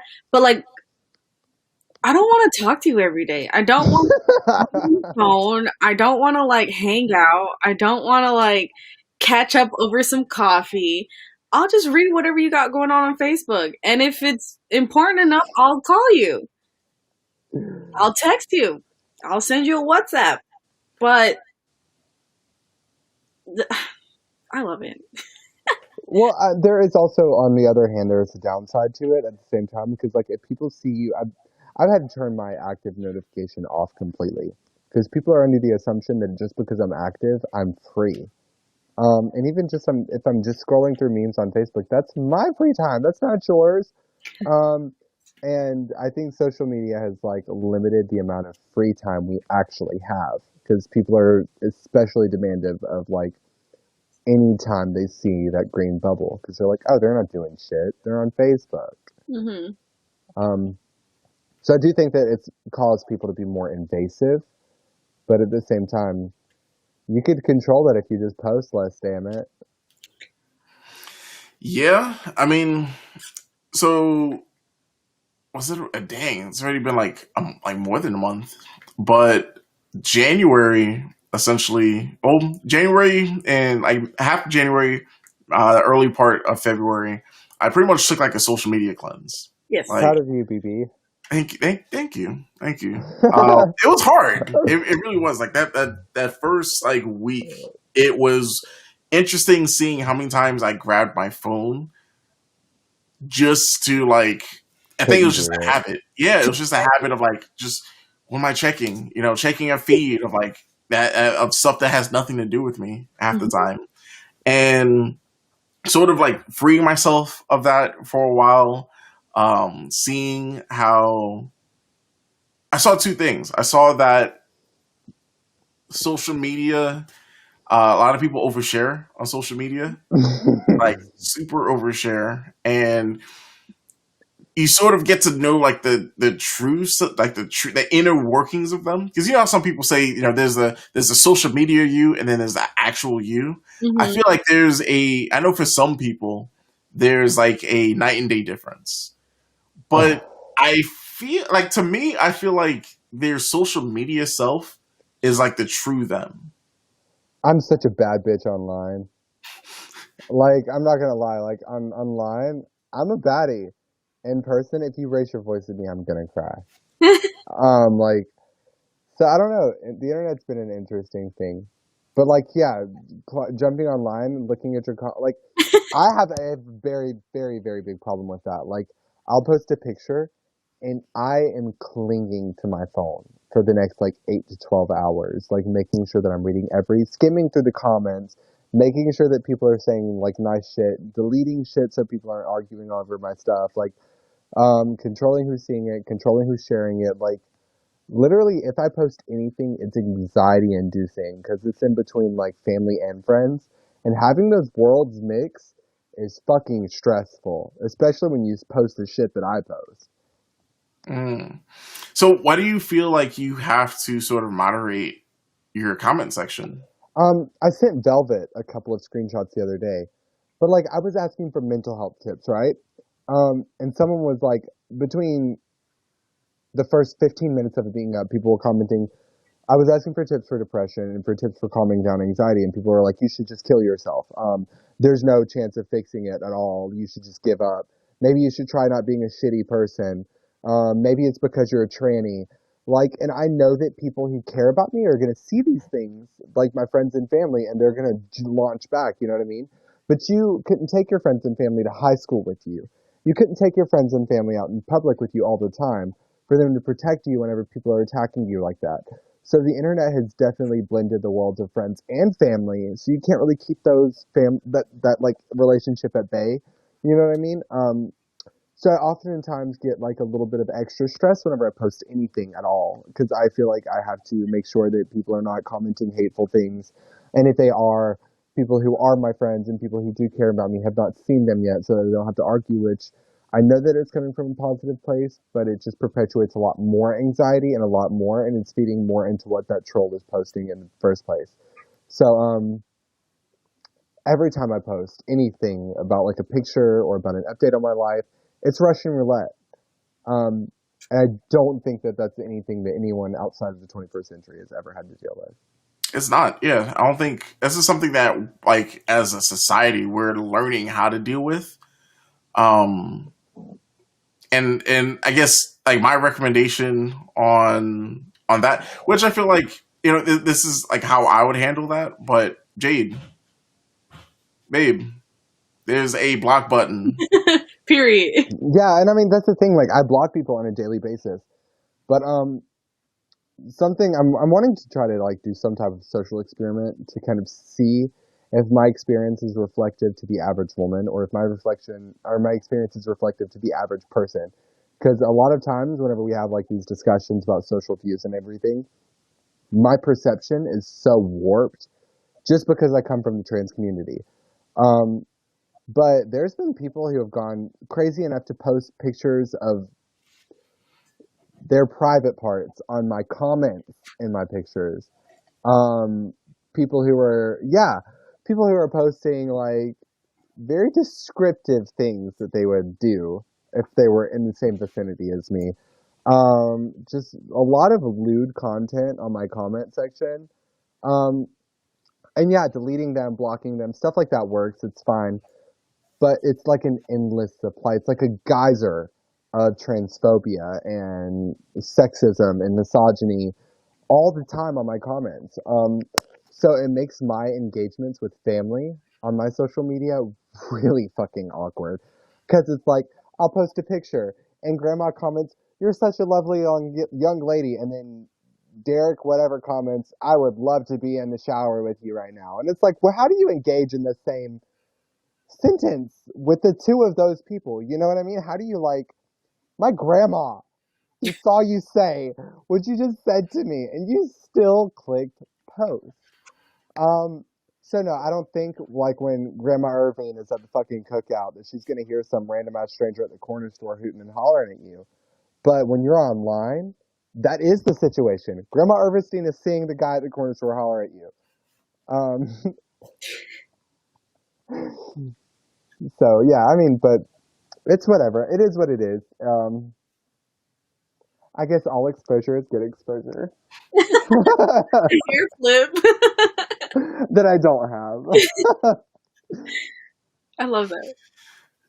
Yeah, I mean that's like an unfortunate side of social media that I feel that you know it's stuff that I'll hear about, and like I'm still just like, to me, I'm like, to wrap my head around why someone would do that. Like to this day, like I still don't get it. I still don't get like just how people could do that. So, geez, No, the that's internet is ruthless.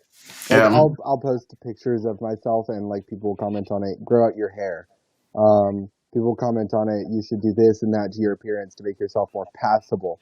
It's an actual thing. Like the people comment on my photos. Um, so I think like social media has made like family and friend interactions a lot more tense and performative because when you are seeing that like darkness commented on your stuff, people who care about you are having to compensate for that. Whereas they would not have had to do in regular life. So it makes all of your relationships and interactions online seem really performative. Like people coming out of the woodworks to be like, "You look so stunning." People wouldn't normally do that. You're not going to like casually compliment me normally, but you're coming out of the woodworks because you saw somebody call me a faggot 15 minutes ago. Um, I don't know. The internet's just been an interesting scape for all types of conversation. I think, and I don't know if there's like, you know, enough studies for it yet, but you know, growing, like, you know, for just growing, you know, teenagers, growing kids, I think it's something that needs to sort of be like just taught in school. I think there should be some sort of social media, I guess just social media etiquette, but like just, You didn't have that? no. Okay, so I'm 22. Let's go ahead and clear that out. I was born in 1999. I am like one of the truer Gen Z. I've had the experience of growing up with social media. I mean, I was hopping on Facebook in 5th grade with my friends. You seriously, you didn't have that?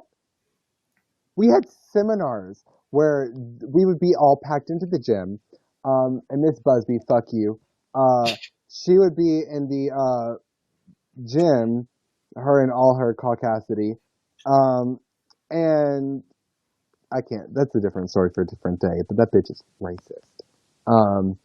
But she was our vice principal of middle school, and in 6th grade, we had, I forgot I had a ring on and punched my hand, that hurt. We had a seminar about internet safety, and basically they were like, no matter what you post, it will always be there forever, even if you delete it. They told us about internet safety with people who were older than us. They showed us videos of people who would like talk to, you know, like Kelly is 15 years old and she just got her first laptop and she's talking to people online and using AOL sites. And yeah, we had that whole exposure. And yet somehow people still had the fucking nerve to comment the things that they did. That's why I'm so blown away. It's because I've been taught all of these things that like, all right, this is online etiquette. If I was told in 6th grade, if I make comments online, it could affect whether or not I get into college. It can affect whether or not I get into schools, jobs, relationships, friendships. All of this will come back and bite me in the ass. And I've watched it happen. I mean, sass Doja Cat. So, like, it's been interesting to see how it's warped our entire view. But, yeah, like, I grew up watching all of the influencers online in like middle school, watching Nikki tutorials and all these other really pretty YouTubers and comparing myself to them, comparing myself to girls on Instagram and Twitter. Like, I lived that entire life. And if you're wondering if it's detrimental to your mental health, it is. Mm-hmm. But at the same time, the internet introduced to me LGBT people who I would not have otherwise been exposed to living in the rural South. It exposed me to transgender people. It exposed me to queer artists. It exposed me to Black artists. It exposed me to Latina artists. It exposed me to different religions, different entire networks. And me and my friends in our school who were kind of like-minded, I actually found platforms in which we could communicate with people who are similar to how we are. So we were able to develop really close friendships to people because of the internet. And while the internet was very detrimental growing up, it was also a lifesaver being a queer person in the South. See, and I think that's like, it's good to hear that there are positives to this. Sort of like going back to like my social media cleanse, like coming back off of that, like it really felt like I missed out on a lot. Like I was like jumping back on my Facebook feed, seeing like some people getting new jobs, seeing some people moving. Like I was only gone for like a month, and it felt like so much has happened in that month. Did it change the way that you did it change the content that you involve yourself with? Like Yes, your perspective on what you want to view and what you want to consume? it definitely did. So I know for a lot of people, they love to shitpost, and like that's a whole culture. That's a whole culture in itself. At me next time. It's like I understand it because I used to do it. Like I get it, but there's also something where like I believe in there's energy in the stuff that you put out there. You don't think the Lucky Charms essays are funny though? What? The Lucky Charm essay, you haven't heard of that? It's where whenever boomers will post an essay about like tattoos are evil and they'll put random emojis through like the entire essay. Oh, And it's like, I'm not reading Mm. this Lucky Charms essay. No? I know what you're talking about. I know what you're talking about. Generational differences. I love this shit. Okay. but Proceed. but yeah, like where was I going with this? I don't even know. I don't even know. That threw me off. We're talking about me and my fellow shit posters. No. Yes. So like I get that, and like, but I believe like there's energy in what you say about yourself and what you post on social media. So like if you're repeatedly like talking down about yourself, like you're not gonna miraculously one day wake up and be like, oh wow, like I'm magically happy, or I like all these things I've said about myself isn't true. Like I I'm I'm just saying what's helped me out and sort of like becoming happier is that these a lot of these negative posts, they really don't. I know that's how you feel. I understand I like that's came here to have fun. I understand this is how some people feel, but a lot of this stuff really isn't. It's not productive. I came here to enjoy myself. I logged on to this, fought through all of the technical difficulties just for you to tell me that my sense of humor is detrimental to my mental health. I think we're hitting a nerve with Lemon Lime on Twitch. Felt. Speaking of lemon lime, it's like when everybody's like everything is supposed to be easy peasy lemon squeezy, but it's just difficult lemon difficult. But like yeah, no, I love hopping online, and there's just something about like I think millennials set the preface for like dark humor, but Gen Z, we have come out the floodgates and fully embraced like all self-depreciating humor. Um, I don't know. Mine's not so much. I'm not like I will post that I am a piece of garbage, but like if you ask me in person, I'm the baddest bitch that's walked the face of this earth. And you and nobody can tell me any differently. Yes, I will still have an anxiety attack if I have to ask a waitress for extra ranch, but that does not subtract from my bad bitchness at all in any shape, form, or fashion. I think the internet has provided like an outlet for things that are. I think we all make comments throughout our daily life that are very take it with a grain of salt, right? And I think as posting online as teenagers, I'm like memories on Facebook have really reminded me of like this very awful thing that I posted 4 years ago that is not a reflection of me or my character at all to this day. And thank God that they do that because I have the way to delete them. And hopefully within the next 365 days, all things I hate will have been deleted.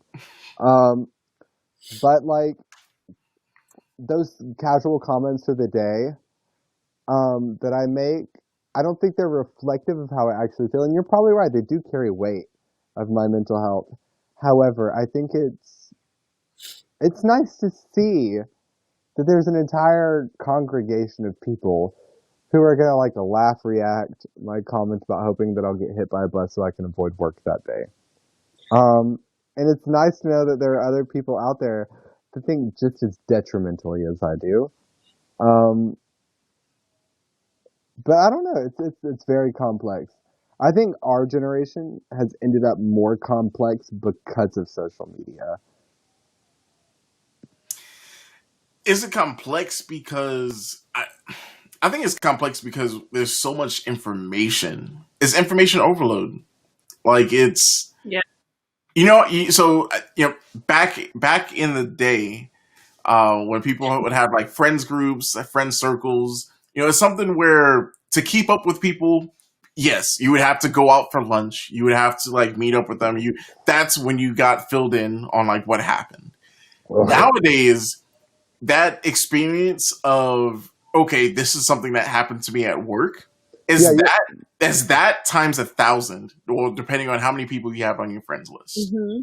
So, and what's crazy is, thankfully, because of like the algorithm, it's not all 1,000 people yelling at you at once. It's normally about 20%, about 15-20% of those people yelling at you on your feed, but it's a lot. So like when I left for about a month, coming back and like sort of seeing like after a month, just seeing how a bunch of people sort of changed, seeing how their predicaments changed, it sort of showed like how much access I have to people's daily lives, and sort of peering into that window that they allow us to see into. So it's good, but it's bad. Like I care about my friends, but do I care about, all 1,000 whatever friends I have on my Facebook profile? You only have 1,000 friends on your Facebook?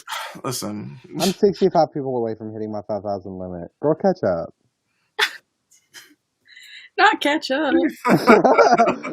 Okay, so here's something interesting. Like, I have a very, like, since I've been adopted, I have a very Southern, wholesome family. I'm not talking Southern like I'll get in trouble if I have a black boyfriend, but Southern is in like they talk about every goddamn thing up under the sun, right? So I have a male friend that I have avoided bringing attention to social media with. Tell me why everybody in my whole family knows every goddamn thing about this person. No social media involved. Um, I think it's been interesting knowing that like I'll talk to my aunt Shell, and she'll tell me stuff about my friend, and it's such a stretch from the truth. Whereas if I would have just posted about it on Facebook, the heifer could have read it and gotten the actual information from the source itself.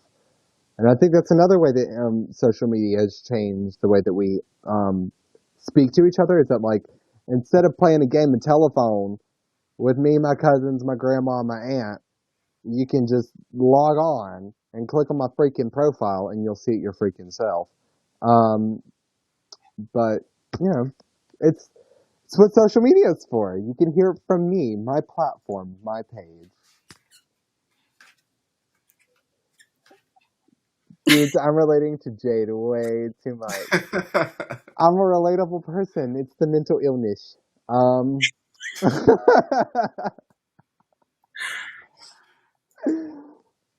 Velvet, what, do you have anything you want to add? I don't know where this went. I'll be honest. I don't know.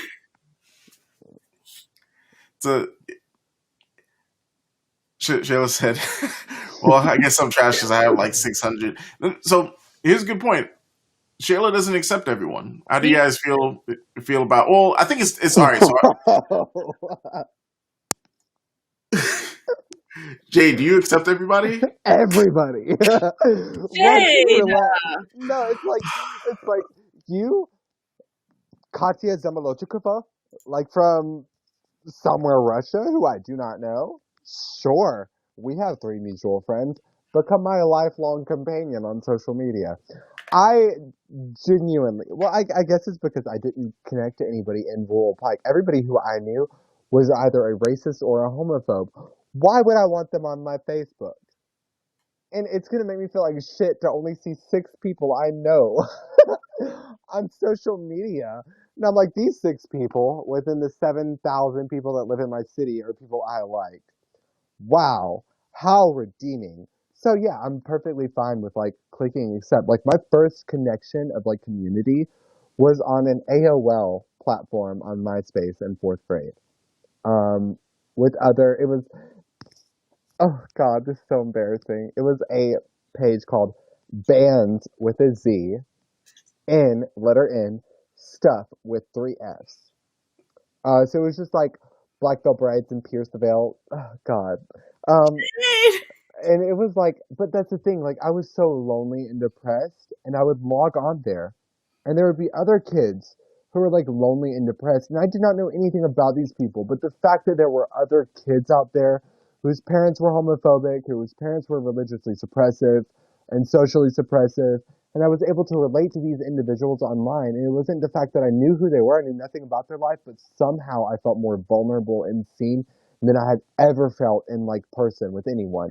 And those platforms saved my life. Those platforms made me feel like, okay, I may not see it now, but in the bigger picture, when I get out of this shit, when I get out of high school, and whenever I get out of this little town, I'm going to run into people who believe the same way I do, and I'll be able to make some type of change. And because of that momentum, I mean, you got to think, how did we find out about our protest? Social media. How did we find out about our podcast? Social media. How did we find out about each other? Velvet, I've been following you for years on social media. So like, what it boils down to is the fact that like we're able to so quickly find like-minded individuals because of an algorithm. And ultimately, while that algorithm has made me feel like shit about myself very often, it has also saved my life and created the community that we have now, in order to reference this podcast. So like, my takeaway is very positive.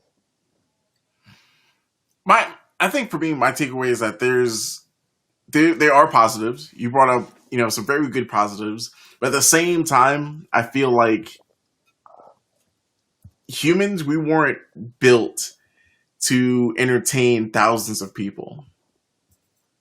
So, because think about it, like, up until now, we really haven't had a way to really interact with the amount of people that we interact with on a daily basis. There's also never been this many people on the planet. But in one sense, would someone, let's say 25 years ago, would have the ability to post a picture and have all of these people say good and bad things at them? Yeah, but in another state, and have direct access like to those comments. But okay, I understand. In that same breath, though, whenever you're able to fabricate the actual comments, I can see that person calling me whatever they're calling me online. Growing up without social media for a degree, and knowing that everyone in my town knew everything about me, was almost like being gaslit on a daily basis. I knew these people knew. I heard them whispering. I heard them making the comments, and all of the rumors were behind my back. I had no one I could trust. So ultimately, to a degree, every form of evolution in human nature is going to be met with some type of, aggression, if that makes sense, or some type of struggle. And this is just part of that. It's a small part of it. Like, yeah, you're going to see a lot of hateful shit, but at the same time, like, it's all up to your perspective. It's all up to what you're looking for. Because I see hateful shit all the time. But instead of reading that shit, I choose to see the positive things that my friends say about it. I choose to see the positive things that other people say about it. And I choose to see the fact that I was able to find a community in it. Like, if I didn't look at it in a positive way, we would have never been able to make this podcast in the first place. I love that. Yeah. So, you know what that means? It means to the people watching live, to the people watching in the archives on social media. On social media, if you like what you listen to, for the past almost 2 hours, this is one of our longest live shows that we've had. Please follow us on our social media pages. Follow us. That's UnFOURtunate. That's the main podcast page, but please follow SSJ Blackrock. That's my tag on everything.